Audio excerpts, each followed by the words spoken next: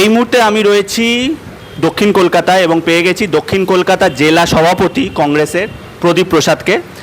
প্রদীপ দার সাথে কিছু কথা বলবো। প্রদীপ দা, তোমাকে আমি প্রথম যে প্রশ্নটা করবো সেটা হচ্ছে, এইবারের লোকসভা ভোট তুমি দেশের নিরিখে যেটা রেজাল্ট হয়েছে তাতে কংগ্রেসের রেজাল্টে তুমি কতটা মানে আশাবাদী বা কতটা মানে ভালো মন্দ কি দেখছো, আর পশ্চিমবঙ্গের যা রেজাল্ট হলো তাই নিয়ে তোমার বিশ্লেষণ কি এইবারের ভোট?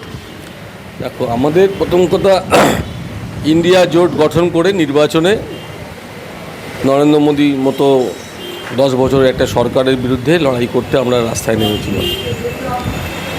প্রথম কথা যে আমরা বাংলাতে আমরা সিপিএমের সঙ্গে জোট বেঁধেছিলাম। সিপিএম আমাদেরকে 12টা আসনে প্রার্থী দিয়েছিল এবং 30টা আসনে তারা নিজেরা লড়াই করেছিল, এবং তার মধ্যে একটা সিট কুচবিহারে এআইসিসি প্রার্থী ঘোষণা করেছিল। প্রদেশ কংগ্রেস ঘোষণা করেনি, কিন্তু এআইসিসি ঘোষণা করেছিল কুচবিহারে টিআর রায়চৌধুরী। আমরা জোটের মধ্যে থেকে দেখলাম যে সিপিএমের দাদাগিরি দেখেছি। 6% ভোট ওদের ছিল, 6% ভোট আমাদের ছিল। আমাদের দুটো লোকসভা আসন ছিল, তার মধ্য থেকেও সিপিএমের উদার মানসিকতা নিয়ে এগিয়ে আসেনি জোট করতে। যাই হোক, জোট হয়েছে। কুচবিহার বাদ দিয়ে 12টা আসন পেয়েছি আমরা। তার মধ্যে 3টে আসন বেছে বেছে আমাদেরকে দেওয়া হয়েছে যেখানে জামানত জব্দ হয়ে যাবে। সেটা একমাত্র বনগাঁ, উলবেড়িয়া এবং কাঁথি। রইল বাকি 9টা সিট। 9টা সিটের মধ্যে দেখবে একটা আমরা জয়লাভ করেছি এবং একটা আসনে আমরা মনে হচ্ছে আমরা দ্বিতীয় হয়েছি, এবং যেখানে যেখানে আমাদের প্রার্থীরা ছিল মানুষ কংগ্রেসকে ভোট দিয়েছে। আমরা জিততে পারিনি, সেটা পরের কথা, কিন্তু ম্যাক্সিমাম জায়গায় 30টা সিটে সিপিএমের প্রার্থী ছিল। আমি সিপিএমের বন্ধুদের বলবো, এটা নিয়ে আমাদের সঙ্গে সিপিএমের তৃতীয় জোট হচ্ছে। 16 সালে জোট হয়েছিল, 21 সালে হয়েছিল বিধানসভা নির্বাচনে, আর এই প্রথম লোকসভা নির্বাচনে হলো।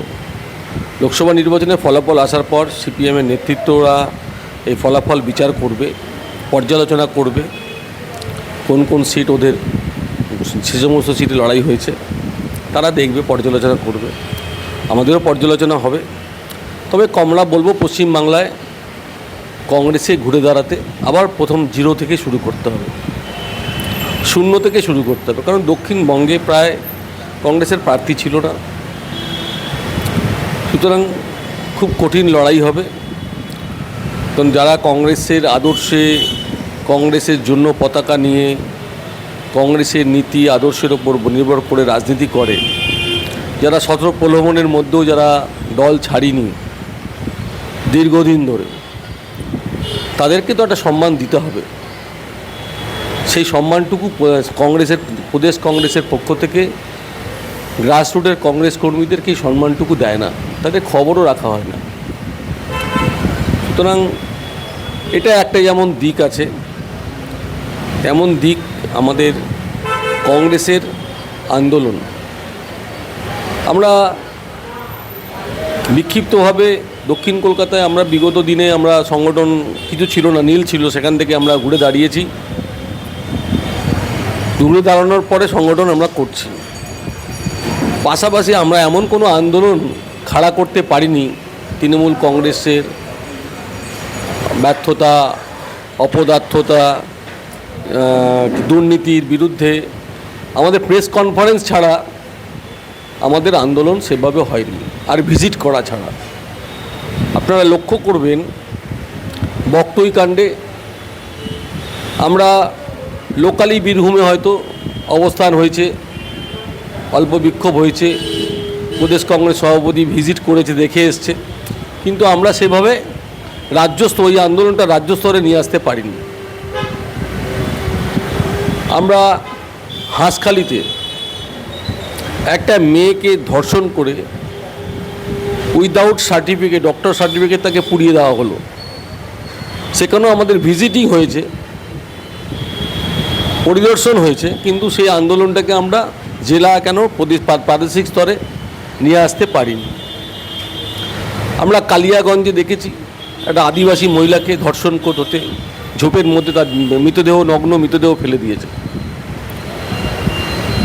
সেই আন্দোলনটা আমরা নিয়ে আসতে পারিনি, রাজ্য স্তরে নিয়ে আসতে পারিনি, সারা বাংলার মানুষকে আমরা জানাতে পারিনি। আমরা আইলাতে সাধারণ মানুষ ঝড়ে বিধ্বস্ত হয়ে গেল, আমরা তাদের পাশে দাঁড়াতে পারিনি ত্রাণ নিয়ে। আমরা আমফান হয়েছিল, আমফানের ঝড়েও আমরা তাদের পাশে, জেলার বহু মানুষ ক্ষতিগ্রস্ত হয়েছিল, তাদের পাশে আমরা দাঁড়াতে পারিনি। এভাবে আমরা তৃণমূল কংগ্রেসের বিরুদ্ধে আমরা আন্দোলন সংগঠিত করতে পারিনি। রাজ্য স্তরে বলুন, বিভিন্ন জেলা স্তরে বলুন, আন্দোলন সংগঠিত করতে পারিনি। প্লাস যখন আমাদের 21 সালে যখন পোলারাইজড হয়ে গেছিলো, তখনই আমাদের স্টেপ নেওয়া উচিত ছিল এআইসিসির বা পিসিসির, যে আমরা কেন শূন্য হয়ে গেলাম। তার পর্যালোচনা হওয়া উচিত ছিল, জেলা স্তরে পর্যালোচনা হওয়া ছিল, প্রাদেশিক স্তরে পর্যালোচনা হওয়া উচিত ছিল এবং ব্লক স্তরের পর্যালোচনা হওয়া উচিত ছিল। সেটা করিনি। আজকে আমরা হেরে গেছি বলে আমরা কুমিরের কান্না কাঁদলে হবে না। সুতরাং সিদ্ধান্তটা যখন হয় তখন সিদ্ধান্তটা আলোচনা করে বিস্তারিত, একজন বিরুদ্ধে মত দেবে, একজন পক্ষে মত দেবে, একজন বিরুদ্ধে দেবে, একজন পক্ষে বলবে। সুতরাং দলে 5টা লোক 5 রকম কথা বলবে। সুতরাং তারপরে সবার কথা শুনে একটা সিদ্ধান্তে আসতে হয়। কিন্তু এক্ষেত্রে আমরা দেখছি যে আমরা বিক্ষিপ্তভাবে আছি। যখন দিল্লিতে রাহুল গান্ধী খার্গেজি ডাকলো কাদের সঙ্গে জোট করা হবে, তো এআইসিসি তো জেলা কংগ্রেস সভাপতিদের ডাকতে পারত। জেলা কংগ্রেস সভাপতিরাই আন্দোলন করে, জেলা কংগ্রেস সভাপতিরা সংগঠন করে, তারা গ্রাসরুটের খবর হালকিকত তারা সবাই জানে। জেলা কংগ্রেস সভাপতিদেরকে বাদ রেখে রাহুল গান্ধীর সামনে কিছু লোক পশ্চিমবাংলা থেকে গেল, ঠিক আছে বলে এলো সিপিএমের সঙ্গে জোট চাই। সিপিএমের সঙ্গে জোটও হলো, কিন্তু তার রেজাল্ট তো আমরা সিপিএমের সঙ্গে পেয়েছিলাম জোট করে 2021 সালে। পোলারাইজড হয়ে গেল ভোটটা, আমরা শূন্য, সিপিএম শূন্য। তারপরেও ভেবে চিনতে আরও আলাপ আলোচনার মধ্যে থেকে নিয়ে সিপিএমের সঙ্গে জোটটা হলে তাহলে দুপক্ষেরই লাভবান হতো। আপনি বলুন, দক্ষিণ 24 পরগনায় একটা আমাদের কংগ্রেসের আসন পেলাম না, সেখানে কংগ্রেসের কর্মীরা গিয়ে নাচতে নাচতে গিয়ে সিপিএমকে ভোট দেবে না? আমরা যাদবপুরে ছিলাম না, আমরা জয়নগরে ছিলাম না, মথুরাপুরে ছিলাম না, ডায়মন্ড হারবারে ছিলাম। ফলে সাধারণ মানুষ, কংগ্রেস কর্মীরা বিভ্রান্ত হয়ে পড়েছে। তারপরে আবার আলোচনা, পর্যালোচনা এগুলো চলবে এখন।